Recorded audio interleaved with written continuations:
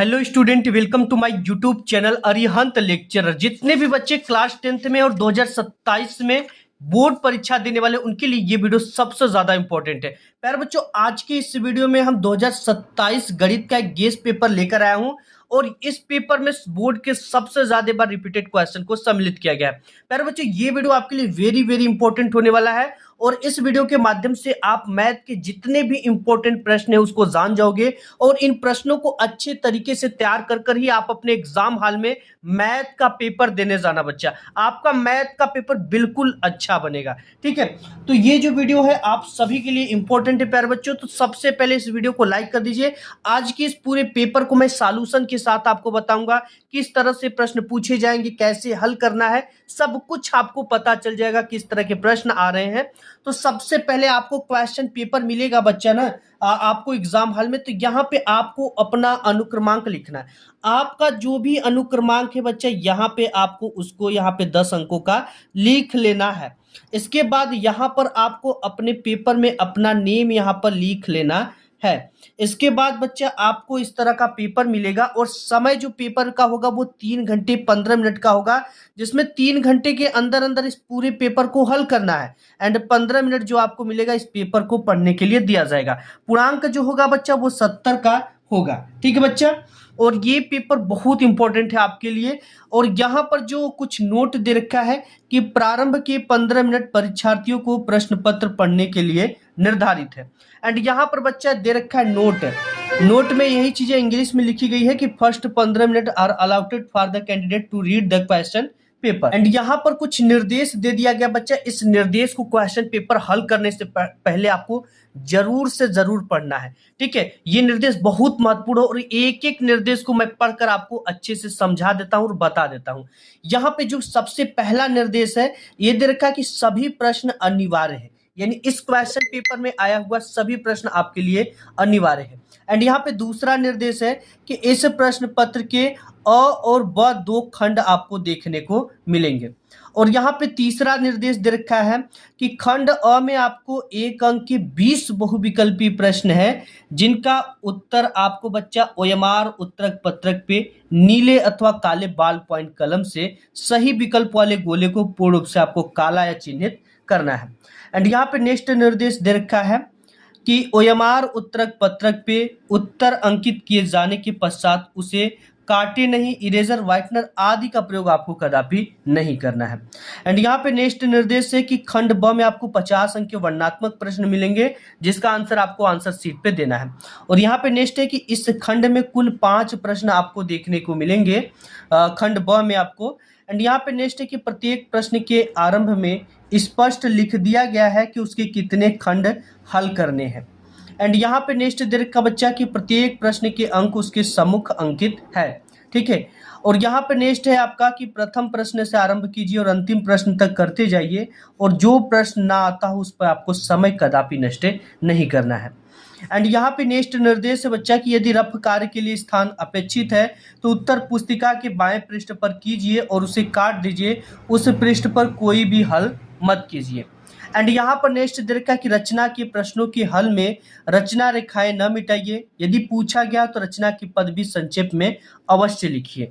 ठीक है, इस वीडियो को बड़ा ध्यान से देखना बच्चा, ये आपके मैथ का पेपर है। एंड यहाँ पे नेक्स्ट है कि जिन प्रश्नों को हल में चित्र खींचना आवश्यक है उनमें स्वच्छ एवं शुद्ध चित्र अवश्य खींचिए, बिना चित्र के ऐसे हल अपूर्ण और अशुद्ध माने जाएंगे। यानी जिस क्वेश्चन में आपको लगता है कि चित्र खींचना, आपको चित्र जरूर बनाना है, अदरवाइज ये अपूर्ण और अशुद्ध माने जाएंगे।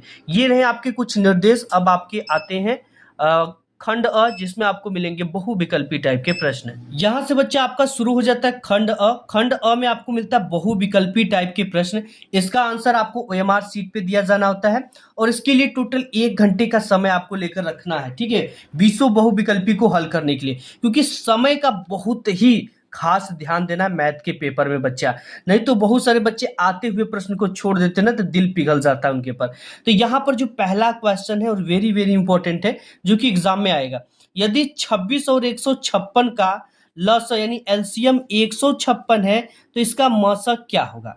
अब देखिए यहाँ पर 2 संख्याएं हैं, एक संख्या दे रखा है 26 और दूसरी संख्या दे रखा है 156। ठीक है। और यहाँ पर एलसीएम इसका क्या है, 156 ही है। एलसीएम क्या है, 156 है। अब इसका एचसीएफ हमें निकालना, यानी मौसा हमें क्या करना है, इसका फाइंड करना है। अब हम जानते हैं एचसीएफ यानी इसे क्या कहते हैं, एचसीएफ। मौसा बराबर होता है दोनों संख्याओं का गुणनफल। क्या होता है, दोनों संख्याओं का गुणनफल। ठीक है, दोनों संख्याओं का गुणनफल बटे के लसा। ठीक है, दोनों संख्याओं का गुणनफल बटे लसा। अब यहां पर है मौसा आपको फाइंड करना है, मौसा को पता करना है। दो संख्याएं क्या है, 26 और 156 है। दो संख्याएं क्या है, 26 और 156। जैसे हम यहाँ पर लिखें, दोनों संख्याएं क्या है, एक 26 है गुणित एक ठो 156 है। बटे में जो इन दोनों का लसा है ना, वो 156 ही है, तो यहाँ पर लिख देंगे 156 लसा। 156 से 156 कट गया और मौसा बराबर क्या आ गया आपका, मौसा बराबर आ गया 26। मौसा बराबर कितना बचा, 26। तो ऑप्शन नंबर ए आपका जो है करेक्ट हो जाएगा। ठीक है बच्चा, बहुत ध्यान से समझना। इसके बाद दूसरा क्वेश्चन दे रखा है कि निम्नलिखित में से कौन सह अभाज्य संख्याओं का एक युग्म है। सह अभाज्य संख्या मतलब जिसको काटने पर एक प्राप्त हो, जिसको काटने पर क्या प्राप्त हो, एक। इसमें से सभी संख्याओं को देखेंगे, 18 और 25, इसको देखते हैं, ट्राई करते हैं। 18 को अगर हम 3 से काट दें, ठीक है बच्चा, सॉरी 2 से पहले काटेंगे, 2 से 2 नवा 18, फिर 3 से काटेंगे, 3 त्रिके 9, फिर 3 से काटेंगे 1, यानी कि ये क्या है, सह अभाज्य। लेकिन 25 को भी देखते हैं। 25 को सबसे पहले 5 से ही काट लीजिए, 5 पचे 25, 5 एकम 5, यानी दोनों कंडीशन में एक बच रहा है। तो ये जो संख्याओं का युग्म है 18 25 सह अभाज्य संख्याओं का युग्म है। ठीक है, इसके बाद तीसरा क्वेश्चन दे रखा है कि बिंदुओं 5,0 -12,0 के बीच की दूरी क्या होगी। अब देखिए, इसकी दूरी का जो फार्मूला होता है डी बराबर, वो होता है क्या, x2 - x1 का whole square plus y2 - y1 का होल स्क्वायर, ये इसका फार्मूला होता है। लेकिन फार्मूला को जानने से पहले इसको अप्लाई कैसे करेंगे, यहाँ पर देखिए हम आपको बताते हैं। दो बिंदु क्या दे रखा है, एक 5 दे रखा है, एक 0 दे रखा है। दूसरा बिंदु क्या है, -12,0 के बीच की दूरी हमें फाइंड करनी है। ठीक है, तो ये हो गया, ये एक बिंदु हो गया x1, ये हो गया आपका y1, और दूसरा हो गया आपका x2, और ये दूसरा हो गया y2। अब इसके बीच की दूरी का फार्मूला हमें पता है क्या होता है, ये होता है बच्चा x2 - x1 का whole square plus y2 - y1 का होल स्क्वायर। ठीक है, अब यहाँ पर x2 की वैल्यू क्या है, -12 है, तो इसको रख देंगे -12, और माइनस है लगा तो माइनस। x1 की वैल्यू क्या है, 5 का होल स्क्वायर, और प्लस है तो प्लस, और यहाँ पे y2 की वैल्यू क्या है, 0 है, तो 0 माइनस y1 की वैल्यू क्या है, 0 है, तो 0 यहाँ पर रखकर स्क्वायर कर देंगे। ठीक है, अब यहाँ पर एक खेल आपको करना है, 12 और 5 मिलकर 17 होगा, क्योंकि -12 -5 को ऐड कर देंगे तो ये हो जाएगा -17, -17 का होल स्क्वायर। अब ये पूरा का पूरा 0 हो जाएगा, क्योंकि 0 से 0 गया 0, 0 का स्क्वायर 0, -17 का स्क्वायर हो जाएगा। ठीक है, और 17 17 कितना होता है ये आपको बताना। अब इसका जब वर्ग करोगे ना, तो ये आ जाएगा 289। कितना आ जाएगा, 289 आ जाएगा। क्यों आ जाएगा, क्योंकि 17 17 289 होता है, और माइनस का वर्ग करेंगे तो ये प्लस हो जाता है। अब 289 जो होता है ना, ये 17 हो जाता है। क्या हो जाता है, 17 का रूट, क्योंकि 17 का स्क्वायर, इसको इस तरह से भी लिख सकते हैं, 17 का स्क्वायर, स्क्वायर से रूट कटा, बचा कितना, 17। ठीक है, समझ में आया कि नहीं। 289 का वर्ग जो होगा, जैसे 4 का वर्ग क्या होता है, 4 का वर्ग होता है 2, ठीक है, √4 का वर्ग 2 होता है, वैसे ही 289 का वर्ग 17 होता है। जैसे यहाँ पर 25 का वर्ग कितना होगा, 5 होगा, वैसे ही 289 का कितना होगा, 17 होगा। समझ में आ गया। देखते कौन सा क्वेश्चन, 17 ऑप्शन नंबर ए आपका करेक्ट हो गया यहाँ पर। अब इसके बाद चौथा नंबर क्वेश्चन दे रखा बच्चा, चौथा में कि वह छोटी से छोटी संख्या जिसको 35, 56 और 91 से विभाजित करने पर प्रत्येक दशा में 7 शेषफल प्राप्त हो। ठीक है, इन सभी में आपको इनसे भाग देकर देखना है। जैसे यहाँ पर ऑप्शन नंबर सी दे रखा है 7 35, हाँ 7 यहाँ पर बचने की उम्मीद है। ठीक है, देखो जैसे 35 का भाग हम किस में दे रहे हैं, 3647 में, 3647 में। 35 से कम 35 कर दीजिए सबसे पहले, और यहाँ 6 में से 5 गया 1, अब यहाँ पर बचा 4।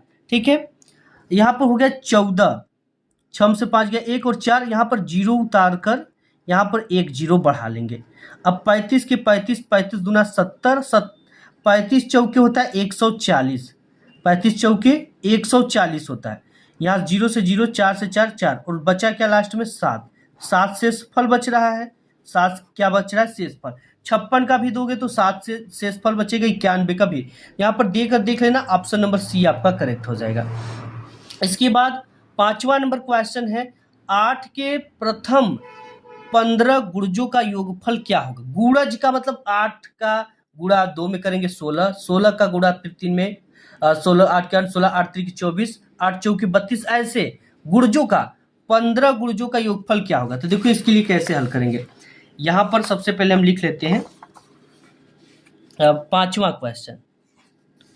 यहाँ पर क्या है, 8 के प्रथम 15 गुणजों का योगफल। तो एक तो हो गया 8 और दूसरा जो गुणज हो जाएगा वो कितना हो जाएगा 16, एंड तीसरा हो जाएगा आपका 8 के 8 16, 8 3 24, इस तरह से होता जाएगा। 15 गुणज तक आपको निकालना है। तो यहाँ पर प्रथम पद ए बराबर आपका मिल गया 8, एंड इसका सार्वंतर निकालेंगे, यानी इन दोनों में अंतर क्या है, 16 में से 8 गया, चाहे 24 में से 16 घटा दोगे तो 8 ही आएगा। ठीक है, 8, ए निकल गया, डी निकल गया। अब यन बराबर जो है 15 इसका गुणज है, 15 तक संख्या है, संख्याओं की संख्या। अब यहाँ पर इसका फार्मूला क्या होता है, फार्मूले पे इसको हमें बेस्ड करना है। तो यहाँ पर इसका फार्मूला होता है, बच्चा ध्यान से समझना, अभी आगे पढ़ोगे आप, SN equal n/2 in bracket 2a plus n-1 into D, ये इसका फार्मूला होता है। तो यहाँ पर S 15 बराबर रखेंगे तो n का वैल्यू कितना है 15, 15 गुणज है 15/2, और यहाँ पर 2 गुणित a की वैल्यू क्या है 8 है तो 8 रख देंगे, प्लस n की वैल्यू कितना है 15, n की वैल्यू 15 है। ठीक है, यहाँ पर n की वैल्यू 15 माइनस 1 गुणित सार्वंतर d की वैल्यू 8 आई है तो यहाँ पर 8 पुट कर देंगे। अब यहाँ पर यस 15 बराबर आपका क्या आ जाएगा 15/2, और यहाँ पर 8 दूना के 16 प्लस 14 में सॉरी 15 में से 1 गया 14, और गुणित में कितना है 8। अब ये हो जाएगा यस 15 बराबर, ये हो जाएगा 15/2, और यहाँ पर हो जाएगा आपका 16 है 8 के 8 16, 8 3 24, 8 चौके 32 के 2, 8 एक कम 8, 9 10 11, 112 हो गया, 14 8। अब यहाँ पर यस 15 बराबर हो जाएगा 15/2, इसको 60 में ही लगाना होता है। ठीक है, इन दोनों को ऐड कर देंगे तो 6 2 8 और 1 1 2 और 128 आ जाएगा। तो अब यहाँ पर हो जाएगा 15/2 गुणित 128, 2 से इसको काट देंगे, 2 6 12, 2 चौके 8। अब यहाँ पर हो जाएगा 15 गुणित 64 बराबर 960 आएगा। ठीक है, देखते क्या आया हुआ है।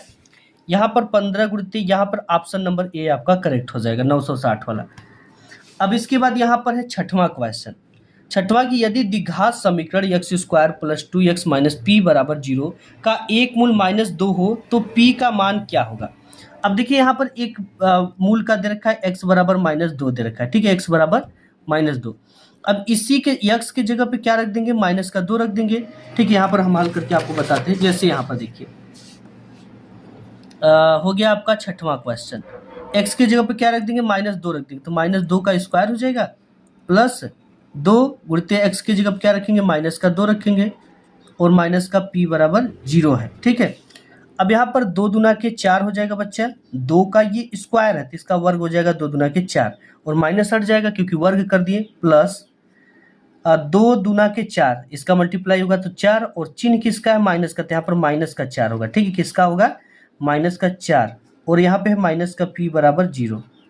ठीक है, 4 से 4 क्या हो गया, कट गया, बचा यहाँ पे क्या -p बराबर 0। ठीक है, -p उधर जाएगा तो क्या हो जाएगा p बराबर 0। यही आपका आंसर आएगा, p बराबर 0। देखते क्या आया है, p बराबर 0, ऑप्शन नंबर सी करेक्ट हो जाएगा। ठीक है, अब देखिए यहाँ पर 7वां क्वेश्चन क्या है कि x अक्ष पर स्थित एक बिंदु 5, -2 तथा -3, 2 से समदूरस्थ है, बिंदु के निर्देशांक क्या होंगे। ठीक है, समदूरस्थ वाला जो सवाल है थोड़ा सा आपका जो है लंबा जाता है, इसका फार्मूले पर रखकर इसको लगाते हैं। ठीक है, तो इसको जब आप हल करोगे तो 1, 0 आपका आएगा। 8वां क्वेश्चन है बच्चा कि समीकरण 2x² - 5x + 4 = 0 के मूलों की प्रकृति क्या होगी। अब इसके लिए देखिए क्या करेंगे, ये जो क्वेश्चन है इसी को लिख लेंगे, 8वां question, 2x² minus 5x plus 4 बराबर 0। ठीक है, अब यहाँ पर बच्चा आपको इसको हल कैसे करना, हम जानते हैं इसके विभक्तर का फार्मूला से कंपेयर करेंगे, x² plus bx plus c बराबर 0। थोड़ा सा आपको डिटेल्स में इसलिए बताते हैं ताकि चीज़ें आपको समझ में आए। यहाँ पर a बराबर कितना दे रखा है, a बराबर 2 दे रखा है, b बराबर -5 दे रखा है, -5, और c बराबर 4 दे रखा है, c बराबर 4। ठीक है, अब हम जानते हैं विभक्तर का फार्मूला d बराबर b² माइनस 4ac, ये जानते हैं। अब यहाँ पर d बराबर b की जगह पे क्या है, -5 है तो -5 का स्क्वायर हो जाएगा, -4 गुणित a की वैल्यू 2 है, गुणित c की वैल्यू 4 है, ये हो जाएगा आपका 5 × 5 = 25 माइनस 4 दूना के 8, 8 के 8 16 24, 8 चौके 32। जब इसको घटा दोगे तो ये यहाँ पे आपका हो जाएगा 12 में से 5 गया 7 बचेगा, 12 में से 5 गया 7, और ये माइनस का 7 बचेगा जो कि d इज ग्रेटर देन 0, यानी कि ये 0 से भी क्या है, छोटा है, तो d जो है बड़ा है इस सिचुएशन में। तो यहाँ पे जो होगा वैल्यू, जब d बड़ा होगा तो इस सिचुएशन में आपकी क्या होगा, वास्तविक और समान, वास्तविक और असमान, काल्पनिक, वास्तविक नहीं, ये काल्पनिक है, वास्तविक नहीं है। ठीक है, अगर d बराबर 0 आता तो काल्पनिक होता, d इज ग्रेटर देन 0 आता तो वास्तविक होता। तो यहाँ पर काल्पनिक और वास्तविक नहीं है, ये वाला ऑप्शन करेक्ट हो जाएगा। ठीक है, हम इसमें 3 चीजें की जो सिचुएशन थे, जिससे d बराबर 0 आ गया तो वास्तविक हो गया, d इज ग्रेटर देन 0 आ गया तो ये क्या है, समान हो गया, ये वास्तविक हो गया, जब d इज ग्रेटर देन 0 हो गया तो ये काल्पनिक होता है। ठीक है, तो यहाँ ये जो है -7 0 से क्या है, छोटा है, तो ये वाला बड़ा हो जाएगा। ठीक है, तो ऑप्शन नंबर इसका सी करेक्ट हो जाएगा। 9 नंबर देखते हैं। नेक्स्ट यहाँ पर 9वां नंबर क्वेश्चन है कि दो त्रिभुज एक दूसरे के समरूप होंगे यदि इनके संगत कोण बराबर है, यदि इनकी संगत भुजाएं समानुपाती हों, ए व बी दोनों, यानी कि यदि इनकी संगत कोण बराबर है तो एक दूसरे के समरूप है, यदि इनकी संगत भुजाएं समानुपाती हैं तो ये एक दूसरे के समरूप है, यानी ऑप्शन नंबर सी जो है आपका करेक्ट हो जाएगा। ठीक है, अब यहाँ पर 10वां नंबर क्वेश्चन की दिए गए चित्र में यहाँ पर त्रिभुज ओडीसी जो है लंब है त्रिभुज OBA, यदि कोण BOC बराबर 125 डिग्री, कोण CDO बराबर 70 डिग्री, तो कोण OAB का मान क्या होगा, एक अंक का है क्वेश्चन। तो इसमें जब हल करेंगे आप तो इसमें आएगा 55 डिग्री। ठीक है, कितना आएगा, 55 degree, option number A correct हो जाएगा। 11 नंबर क्वेश्चन यहाँ पे दे रखा है कि साइन थीटा बराबर कोस थीटा, तो थीटा का मान क्या होगा, तो हम जानते हैं, देखिए यहाँ पर लिखेंगे साइन थीटा बराबर कोस थीटा, इन दोनों पक्षों में हम क्या करेंगे, कोस थीटा से भाग दे देंगे, कोस थीटा से भाग दे देंगे, यहाँ पर भी कोस थीटा और यहाँ पर भी कोस थीटा, ये कोस थीटा है। ठीक है, अब कोस थीटा साइन थीटा बटे कोस थीटा बराबर होता है टेन थीटा, और यहाँ पर कोस थीटा से कोस थीटा कटकर एक आ जाएगा। अब एक जो है 1045 डिग्री की वैल्यू होती है, टेन थीटा बराबर ये हो गया आपका, इसके जगह पे क्या लिख सकते हैं 1045, क्योंकि इसका मान ही होता है 1045 का, 10 से 10 कटा, थीटा बराबर आपका हो गया 45 डिग्री। ठीक है, थीटा बराबर क्या हो गया 45 degree, option number C correct हो जाएगा। अब इसके बाद 12 नंबर क्वेश्चन यहाँ पर दे रखा है कि साइन 15 अंश अपान कॉस 75 अंश का क्या मान होगा। तो यहाँ पर देखिए, यहाँ पर हम लिखेंगे अगर साइन 15 डिग्री अपान में कॉस 90 माइनस 15। ठीक है, क्यों लिखेंगे ये कि 90 में से जब 15 घटाओगे तो 75 आ जाएगा। ठीक है, तो ये कास 90 अंश माइनस थीटा बराबर होता है साइन थीटा, कास 90 अंश माइनस थीटा बराबर होता है साइन थीटा, ये होता है। अब देखिए 90 में से थीटा, तो यहाँ पे थीटा की जगह क्या है 15, तो यहाँ पर क्या लिखेंगे साइन 15 डिग्री अपान में साइन 15 डिग्री, साइन 15, क्योंकि थीटा देखिए कास 90 अंश माइनस थीटा बराबर होता है साइन थीटा, यानी इस थीटा को इसकी जगह पे लिखा जाता है, थीटा की जगह पे यहाँ पे क्या है कास 90 अंश माइनस थीटा की जगह पे 15 डिग्री है, तो यहाँ पर 15 लिख देंगे, इससे कट जाएगा, आ जाएगा 1, तो ऑप्शन नंबर आपका जो है ए वाला करेक्ट हो जाएगा। ठीक है, 13 नंबर क्वेश्चन यहाँ पे दे रखा है कि यदि sine theta minus cos theta बराबर 0 हो तो sign square 4 theta cos square 4 theta का मान क्या होगा। यहाँ पर भी सेम कंडीशन लगाना, जैसे यहाँ पर sine theta minus cos theta बराबर 0 है, देखिए यहाँ पर 13 नंबर ये हो जाएगा आपका बच्चा sine theta minus cos theta बराबर 0। ठीक है, इस तरह से हम थोड़ा सा घेर देते हैं। अब यहाँ पर अगर हम इस तरह से करें साइन थीटा बराबर कॉस माइनस कॉस थीटा बराबर के उधर जाएगा तो प्लस का कॉस थीटा हो जाएगा, कॉस थीटा। ठीक है, अब इन दोनों पक्षों में हम कॉस थीटा से भाग दे देंगे तो क्या आ जाएगा, साइन थीटा बटे के cos theta equal cos theta बटे के कॉस थीटा। ठीक है, साइन थीटा बटे कॉस थीटा बराबर होता है टेन थीटा, ये तो आप बचपन से जानते हो। कॉस थीटा से कॉस थीटा कट कर आ जाएगा 1। टेन थीटा इक्वल एक जो होता है 1045 अंश का मान होता है, तो टेन थीटा बराबर 1045 डिग्री। 10 से 10 कट गया, थीटा बराबर आपका आ गया 45 डिग्री। ठीक है, तो थीटा बराबर 45 डिग्री आ गया, तो यहाँ पर हमें निकालना क्या है, sine square 4 theta cos square 4 theta. अब इसको लिखेंगे कैसे, यहाँ पर देखिए साइन की पावर 4 थीटा प्लस कास की पावर 4 थीटा। ठीक है, अब यहाँ पर बच्चा थीटा की जगह क्या रखेंगे 45 डिग्री, तो यहाँ पर रख देंगे यहाँ पे sine power 4 45 degree plus cos की पावर 4 45 डिग्री। ठीक है, अब यहाँ पर साइन 45 डिग्री का भी वैल्यू 1/√2 होता है और कास 45 डिग्री का भी वैल्यू 1/√2 होता है। ठीक है, सारणी वाले सूत्र से। तो यहाँ पर क्या होगा, तो यहाँ पर 1/√2 के पावर 4 है तो 4 लिख देंगे, प्लस यहाँ पर भी वही चीज़ होगा 1/√2 के पावर 4 है तो 4 लिख देंगे। हम जानते हैं कि साइन 45 डिग्री का मान कितना होता है, साइन 45 का 1/√2 होता है और कास 45 का भी इतना ही होता है 1/√2। ठीक है, यहाँ पर 1/√2 है।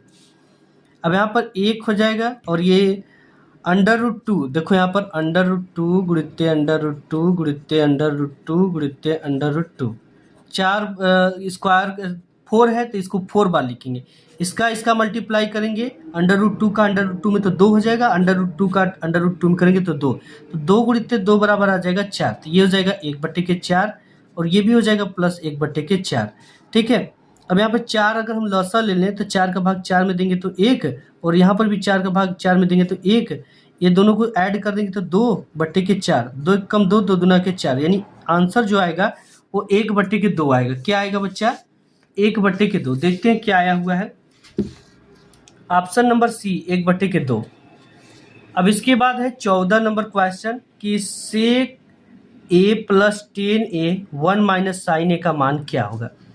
अब देखिए इसको मान निकालने के लिए हम क्या करेंगे, सेक a के जगह पे हम क्या लिख सकते हैं, सेक के जगह पे बहुत आसान है, सेक a को 1/cos a लिख सकते हैं, 1/cos a, क्योंकि होता है सेक a बराबर, यहाँ पर देखिए सेक a बराबर 1/cos a होता है, या cos a 1/cos a बराबर सेक a होता है, तो c के जगह पे 1/cos a प्लस 10a के जगह पे हम क्या लिख सकते हैं, साइन a/cos a, क्योंकि ये फार्मूला होता है साइन a/cos a। हम जानते हैं 10a के जगह पे हम क्या लिख सकते हैं, साइन a/cos a।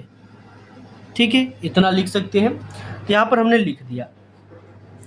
लिखने के बाद यहाँ पर बचा क्या है, 1 - sin a, 1 - sin a।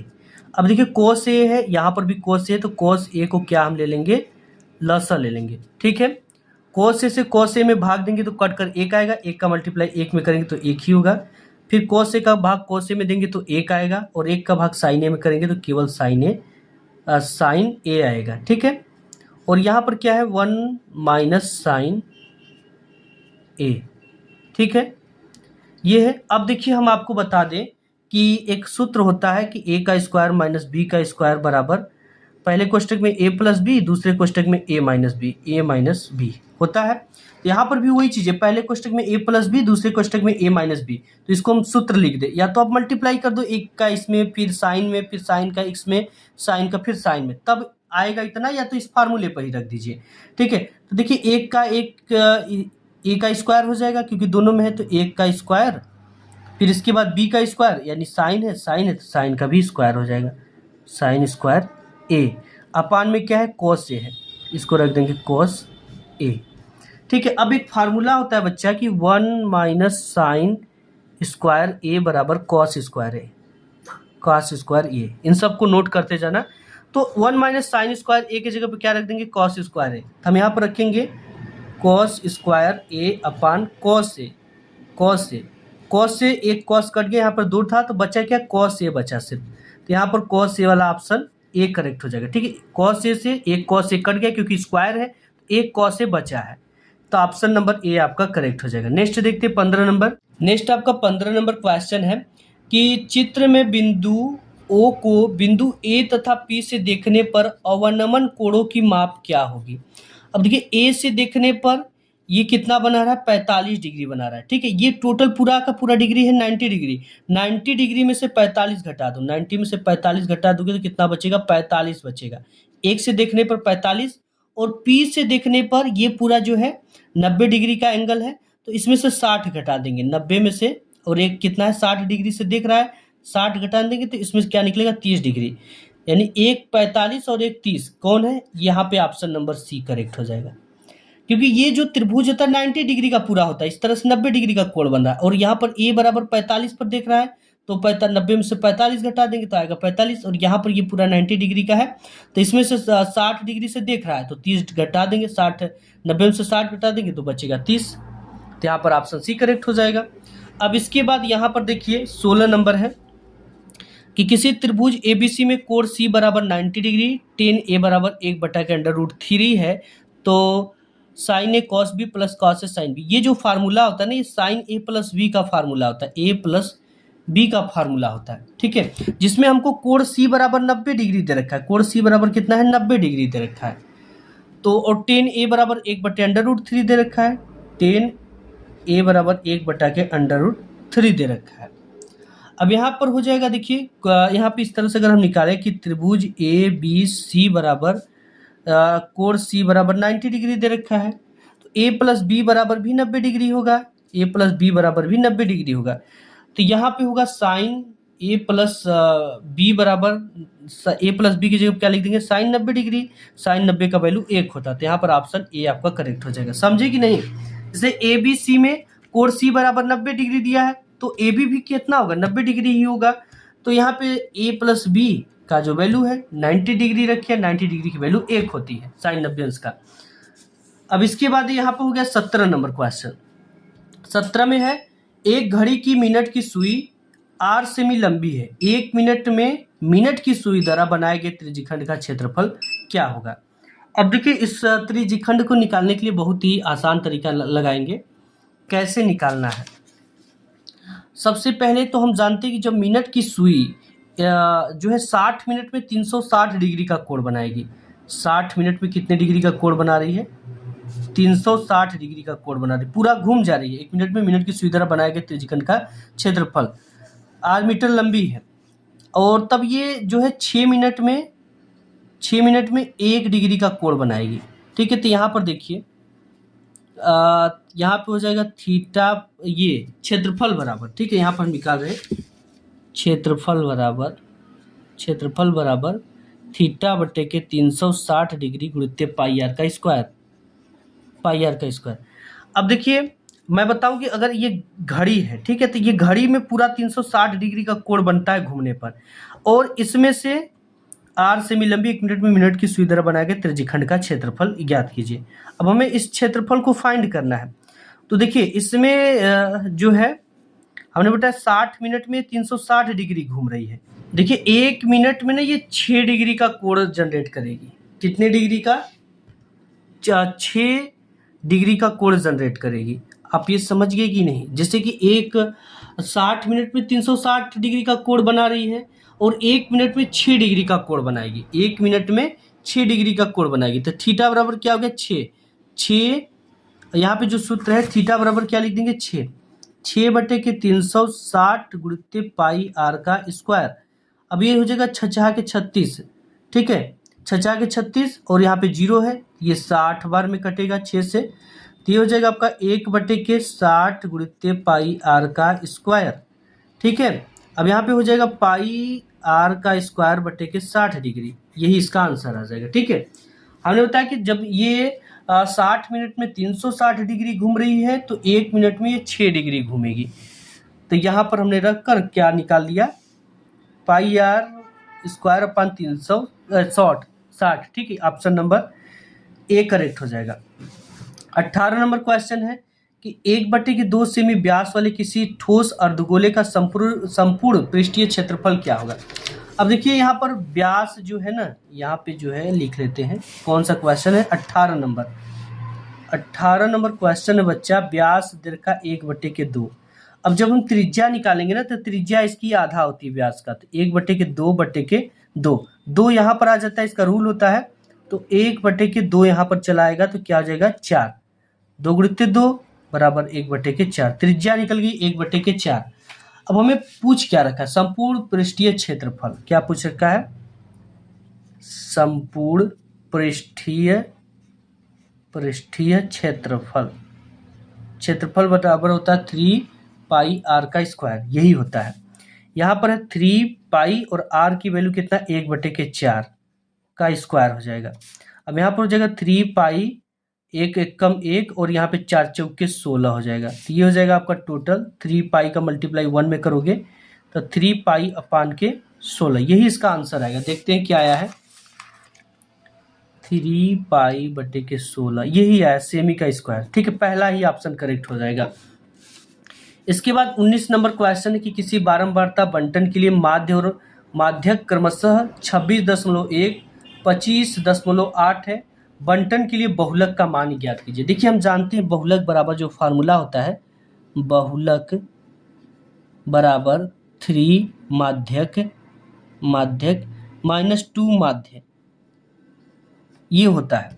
अब यहाँ पर 3 है तो 3, माध्यक कितना दे रखा है, देखिए यहाँ पर माध्य 21 है और माध्यक 25.8 है। तो यहाँ पर 3 गुणिते 25.8 -2 गुणिते माध्य कितना दे रखा है 26.1। अब इसका मल्टीप्लाई करते हैं। देखिए 8 3 8 का 16, 8 3 के 24 के 4, यहाँ पर हो गया 3 5 15 16 17, 3 दूना के 6 1 7, एक स्थान पे दशमलव तो यहाँ पर दशमलव लग जाएगा, माइनस इसका मल्टीप्लाई करिए 2 1 कम 2, 2 6 के 12 के 2 हाथ में लगा 1, 2 दूना 4 1 5, यहाँ पर दशमलव लग जाएगा। अब इसको घटाएंगे कैसे, देखिए 77.4 में से 52.2 को घटाएंगे तो यहाँ से 4 में से 2 गया 2 पॉइंट, 7 में से 2 गया 5, 7 में से 5 गया 2, 25.2 आना चाहिए। ठीक है, 25.2, ऑप्शन नंबर सी आपका करेक्ट हो जाएगा। 20वां क्वेश्चन यहाँ पे देख रखा है कि केंद्रीय प्रवृत्ति की माप क्या है। माध्य है, माध्यक है, माध्यक और बहुलक। ठीक है, तो यहाँ पे जो 20वां का है माध्य, माध्यक और बहुलक जो है केंद्रीय प्रवृत्ति की माप है। यहाँ तक आपके 20 बहुविकल्पी प्रश्न समाप्त हो गए बच्चा। अब इसके बाद आपका आ जाता है यहाँ से खंड ब, जिसमें आपको मिलता है विस्तृत उत्तरीय टाइप के प्रश्न। इसमें है पहला कि सभी खंड आपको हल करना है। यहाँ पे पहला क्वेश्चन कि सिद्ध कीजिए कि √3 एक अपरिमेय संख्या है। ये वेरी वेरी इंपॉर्टेंट क्वेश्चन है। यहाँ पे ख है कि दो संख्याओं का अंतर 26 है, एक संख्या दूसरी संख्या की तिगुनी है, तो संख्या ज्ञात कीजिए। ठीक है, यहाँ पर कोई भी दो संख्या है x और y, इनका अंतर 26 है। पहली संख्या x है और दूसरी संख्या का जो है एक संख्या दूसरी संख्या की तिगुनी है, यानी 3y है। ठीक है, तो इसी तरह से इसका मान निकालना है। ग नंबर दे रखा कि वह अनुपात ज्ञात कीजिए जिसमें बिंदु P -3, P बिंदुओं से A -5, -4 और B -2, 3 को मिलाने वाली रेखाखंड को विभाजित करते और P का मान भी ज्ञात कीजिए। 2 मार्क्स का क्वेश्चन है। घ नंबर दे रखा है एक धातु के ठोस गोले की त्रिज्या 3 सेंटीमीटर है। इसमें 0.4 सेमी व्यास का समान अनुप्रस्थ काट का तार खींचा जाता है। तार की लंबाई ज्ञात कीजिए। 2 मार्क्स का क्वेश्चन है। इसके बाद अंगा नंबर क्वेश्चन है कि यदि द्विघात समीकरण 3x² - 2kx + 2m = 0 के मूल x = 2 तथा x = 3 तो k और m के मान को ज्ञात कीजिए। यहाँ पे 4 नंबर क्वेश्चन दे रखा है कि यदि बिंदु A 2, 3, B 5, K C 6, 7 संरेख हो तो K का मान ज्ञात कीजिए। 2 अंक का क्वेश्चन है। अथवा अगर ये नहीं आता तो आप इसे भी हल कर सकते हैं। ठीक है, 2 ही नंबर का है।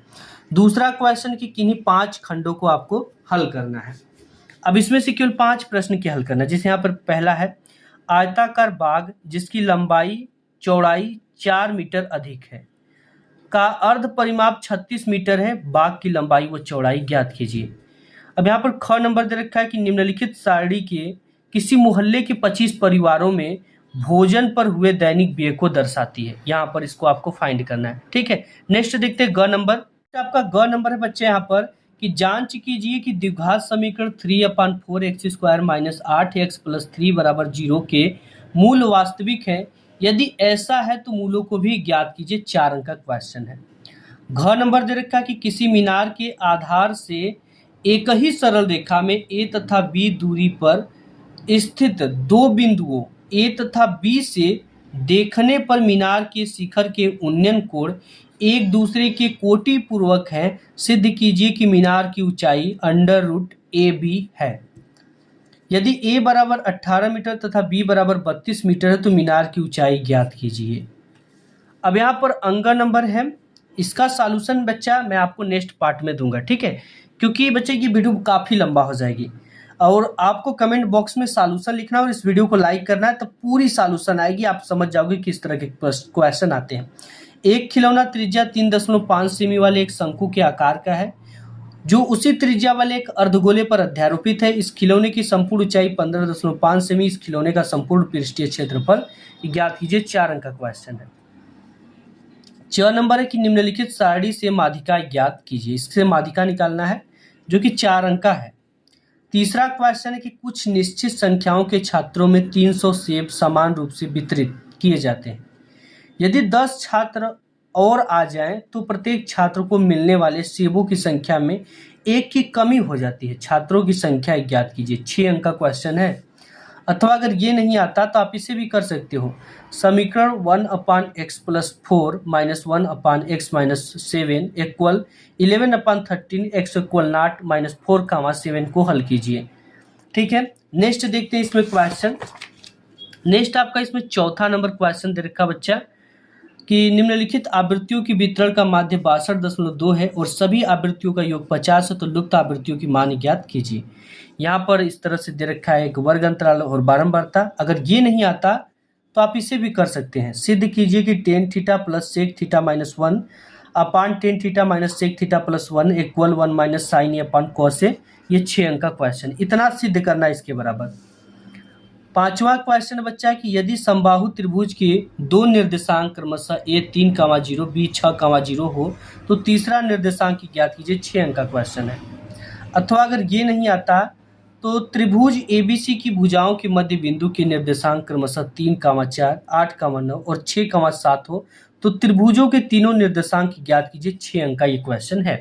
तो इस वीडियो को ज़्यादा से ज़्यादा लाइक करना, अपने दोस्त यार में शेयर करना ताकि उनकी भी हेल्प हो सके। वीडियो पसंद आए तो लाइक करना। मिलूंगा एक नेक्स्ट वीडियो में, तब तक के लिए धन्यवाद।